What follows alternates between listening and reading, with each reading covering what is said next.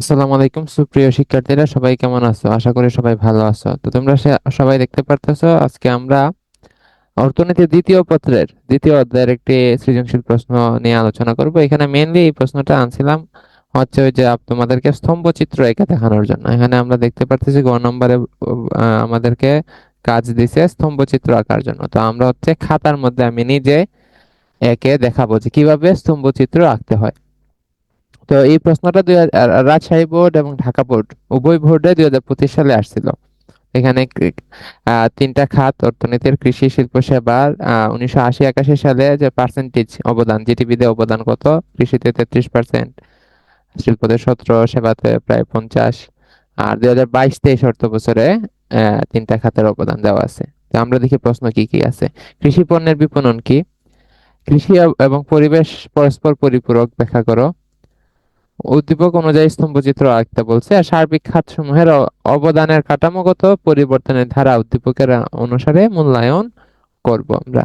তো আমরা যদি যাই, আহ প্রথমে হচ্ছে কৃষি পণ্য বিপণন। তো কৃষি পণ্য বিপণন আসলে কি? যে কৃষকের কাছ থেকে ভোক্তা পর্যন্ত কৃষি পণ্য পৌঁছানোর প্রক্রিয়াটাই হচ্ছে কি কৃষি পণ্য বিপণন। তো যে যে প্রক্রিয়ায় কৃষি পণ্য কৃষকের কাছ থেকে ভোক্তার কাছে পৌঁছায় থাকে কৃষি পণ্যের বিপণন বলে। অথবা আমরা এইভাবে বলতে পারতাম যে কৃষকের কাছ থেকে ভোক্তার কাছে পৌঁছানো পর্যন্ত সকল প্রক্রিয়া সমষ্টিকে কৃষি পণ্যের বিপণন বলে। তারপর হচ্ছে কৃষি এবং পরিবেশ পরস্পর পরিপূরক, ব্যাখ্যা করো। তো এটা হচ্ছে ডিরেক্টলি বইয়ে নাই, ঠিক আছে? তো এটা আমার নিজ থেকে লিখতে হবে অনুধাবন করে। এটা কিভাবে লিখতে পারি আমরা? আমাদের চারপাশে যা কিছু আছে তা নিয়েই আমাদের পরিবেশ। এর মধ্যে মাটি, পানি, আলো এবং বাতাস কৃষির অপরিহার্য উপাদান। তো আমরা সবসময় জানি অনুধাবনমূলক প্রশ্ন একটা এক কথায় উত্তর দিই আমরা, জ্ঞানমূলক উত্তর যেন এখানে আমাদের এক নাম্বার দেয়। তো এখানে আমরা কি করতে পারি, যেহেতু কৃষি এবং পরিবেশের সম্পর্কের কথা বলছে, আমরা পরিবেশ কি সেটা বললাম, এবং পরিবেশের কিছু উপাদান নাম নাম বলছি। মাটি, পানি, আলো, বাতাস, এগুলো আবার কি কৃষির জন্য অপরিহার্য। তাহলে এই দুইটার মধ্যে আমরা সম্পর্ক আছে সেটা প্রথমে বুঝাই দিলাম। এরপরে আমরা লিখলাম কি যে কৃষি উৎপাদনে ভূমি নির্ভরশীলতা দেখাতে। এই কৃষি উৎপাদন আসলে কি ভূমির উপর নির্ভরশীল বহুলাংশে। আর আমরা জানি কি ভূমি কি, ভূমি হচ্ছে প্রকৃতি প্রদত্ত উৎপাদনে নিয়োজিত সকল প্রাকৃতিক উপকরণকে ভূমি বলে, ঠিক আছে? তাই আর ভূমি হচ্ছে প্রকৃতির দান। তাহলে কি কৃষির সাথে প্রকৃতির একটা বা পরিবেশের একটা গভীর সম্পর্ক আছে, নির্ভরশীল। তাই কৃষি উৎপাদন অনেকাংশেই পরিবেশের অবস্থার উপর নির্ভর করে। আবার পরিবেশের বিভিন্ন উপাদানের মান কৃষির উপর নির্ভর করে। যেমন কৃষিতে যদি আমরা রাসায়নিক সার বেশি ব্যবহার করি, তাহলে মাটির অবস্থা চেঞ্জ হইতে পারে, পানি দূষণ হইতে পারে রাসায়নিকের কারণে। তাই কৃষি এবং পরিবেশ পরস্পর পরিপূরক। তাই এত বেশি ব্যাখ্যা দেওয়ার দরকার নাই, এতটুকু লিখলেই হবে, 2 নম্বর পাবো। আচ্ছা, তারপরে হচ্ছে আমাদের মেইন কাজ, আহ উদ্দীপক অনুযায়ী স্তম্ভচিত্র অঙ্কন করা। আচ্ছা, তো আমরা এখানে দেখব আমাদের এখানে সর্বোচ্চ সংখ্যা কত। এখানে আমরা দেখতে পাচ্ছি আমাদের এখানে সর্বোচ্চ সংখ্যা হচ্ছে 51.05 বা 51, অর্থাৎ 50-এর কাছাকাছি। তো আমাদের এমন ভাবে রেখা টান দিতে হবে যেন 50 পর্যন্ত দেখাতে পারি আমরা। তো সেই জন্য আমরা আমরা তো জানি রেখাচিত্র আমরা আঁকছি 9-10 থাকতেও বড় সংখ্যা হলে আমরা কি করি, প্রতি ঘরকে বেশি করে ধরি। তো যেহেতু 50-এর কাছাকাছি, তা আমরা কি করতে পারি, এখানে 1 ইঞ্চিকে 10 করে ধরতে পারি। তো 1 ইঞ্চিকে 10 ধরলে আমাদের 6 ইঞ্চিতে 60 হয়ে যাবে। তো আমরা এই মেজারমেন্টে আমরা চিত্র আঁকতে পারবো।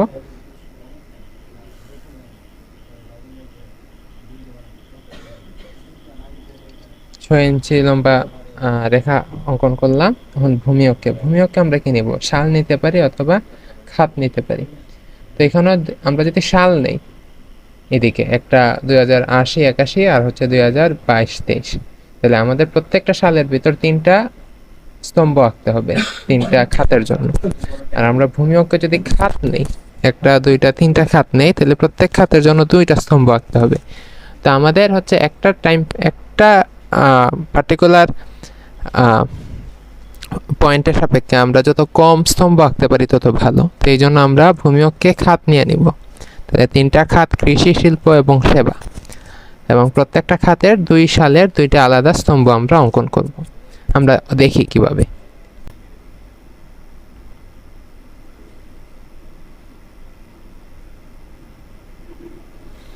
এখানে 10, এখানে 20, 30, 40, 50।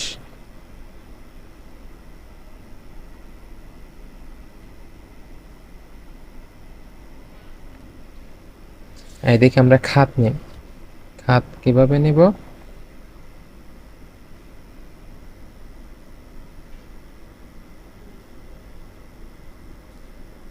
1.5 ইঞ্চি করে নিয়ে নেই, কারণ 2 ইঞ্চি নিলে জায়গা হবে না, 3টা খাত তো। 1.5 ইঞ্চির একটা খাত, 3 ইঞ্চিতে একটা খাত, 4.5 ইঞ্চিতে একটা খাত। এদিকে হচ্ছে খাত। প্রথম খাত হচ্ছে কৃষি, পরের খাত হচ্ছে শিল্প, এবং শেষ খাত হচ্ছে সেবা। তখন আমরা প্রত্যেকটা খাতের সাপেক্ষে স্তম্ভ অঙ্কন করব। তো আমরা যদি কৃষিতে দেখি, কৃষিতে 2টা স্তম্ভ আঁকতে হবে, 2080-81 সালে একটা, 2020-22 সালে একটা। তো 2080-81 সালে 33% ছিল, তা আমরা 33%, অর্থাৎ কি, যেহেতু 1 ইঞ্চিতে আমরা 10 ধরছি, তাহলে 3 ইঞ্চিতে 30, আর 3 গড় পর 33, 1 2 3, 30, 31, 32, 33 এইখানে। তাহলে এই সোজা আমরা টান দিলাম, আমরা হচ্ছে 1 সেন্টিমিটার প্রস্থে স্তম্ভ অঙ্কন করতে পারি এখানে। তাহলে দেখতে সুন্দর লাগবে, 1 সেন্টিমিটার প্রস্থ।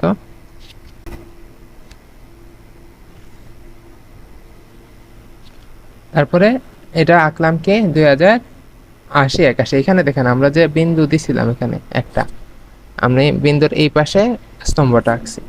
এখন এটার ডান পাশে হচ্ছে 2022-23 স্তম্ভ আঁকবো। 2022-23 কত? 11.3। 11.3 কোথায় হবে? 11.3 হবে 1 ইঞ্চিতে 10, আর এর 1 গড় উপরে হচ্ছে 11। তাহলে 11.3 বা 11 বা আর একটু উপরে দিলাম এইখানে। তাহলে এখানে আমরা কি করলাম?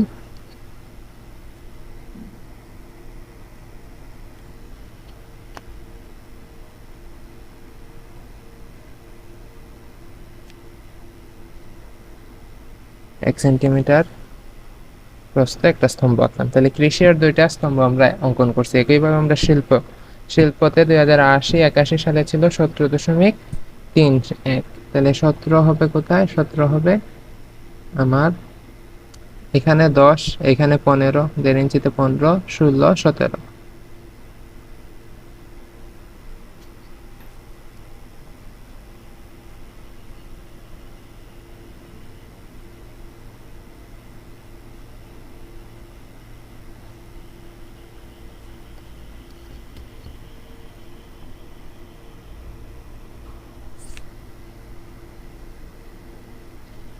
আর 2022-23 হচ্ছে 37.65। তাহলে 37 হবে কোথায়? 37 হবে আমার এই যে এখানে হচ্ছে 30, এখানে 35, 36, 37, এখানে হচ্ছে 37।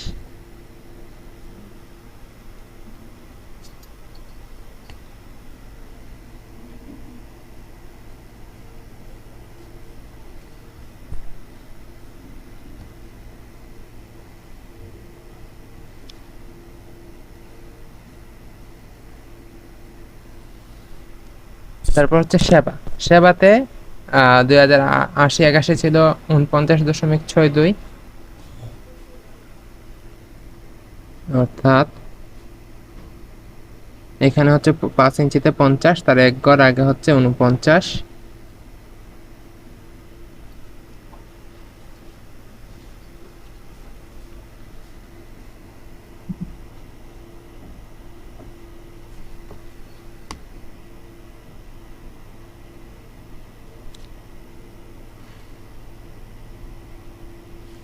আর 2020-21 হচ্ছে 51।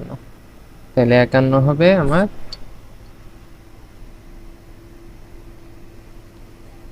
এই 5 ইঞ্চিতে 50 আর 1 গড় উপরে 51।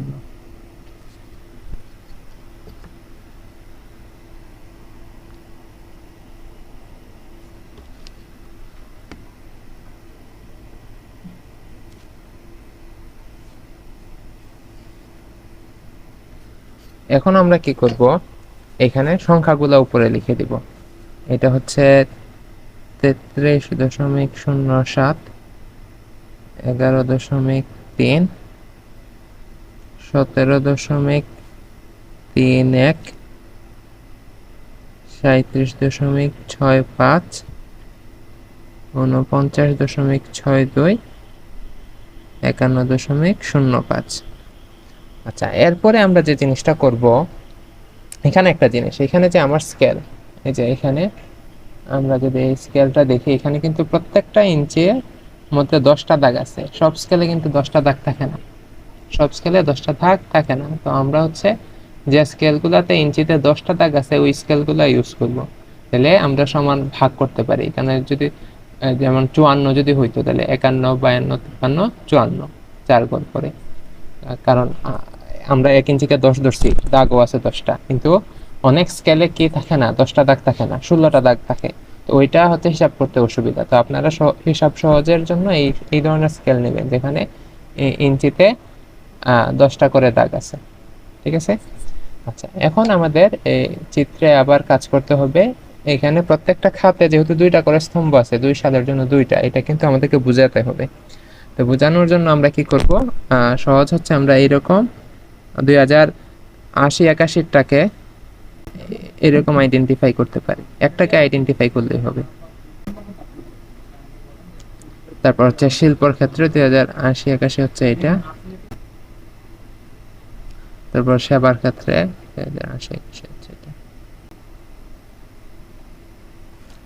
তারপর আমাদেরকে এটা দেখাতে হবে যে আমরা 2080-81 জন্য হচ্ছে এরকম দাগ ইউজ করছি, আর 2022-23 জন্য প্লেন ঘর স্তম্ভ ইউজ করছি। এই জন্য আমরা এখানে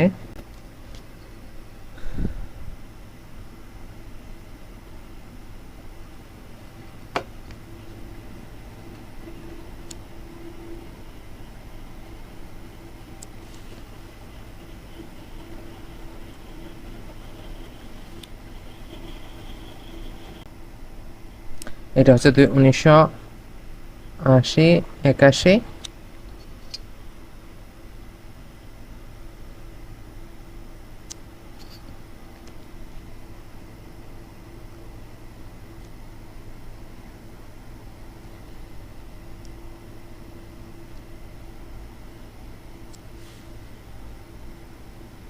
আর এটা হচ্ছে 2022-23।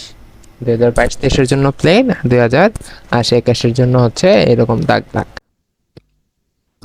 তো তোমরা দেখলা যে কিভাবে স্তম্ভ চিত্র অঙ্কন করতে হবে। আহ তো এখানে অবদান লিখতে হবে। আগে লিখি নাই, এখন আমরা লিখলাম। এখন দিকে অবদান দেখানো, আর এখানে খাত। আমাদের একটু বর্ণনা দিতে হবে, বর্ণনা না দিলেও হবে, বর্ণনা দিলে ভালো, একদম আমাদের কনফার্ম হয়ে গেল, আমাদের 3 নাম্বার পাবো। বর্ণনা কি আমরা ইংরেজিতে গ্রাফস এন্ড চার্ট এক্সপ্লেন করি না, ওইটাই বাংলাতে আমরা এক্সপ্লেন করব।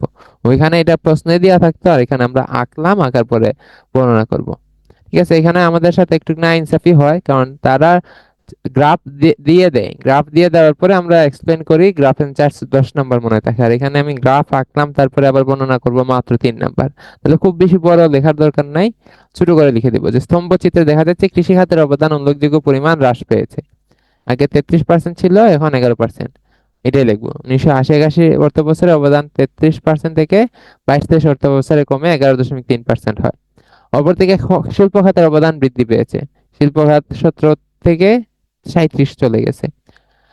1980-81 অর্থ বছরে জিডিপিতে শিল্প খাতের অবদান ছিল 17.31%, আর 2023-22 অর্থ বছরে সেটা বৃদ্ধি পেয়ে হয়েছে 37.6%।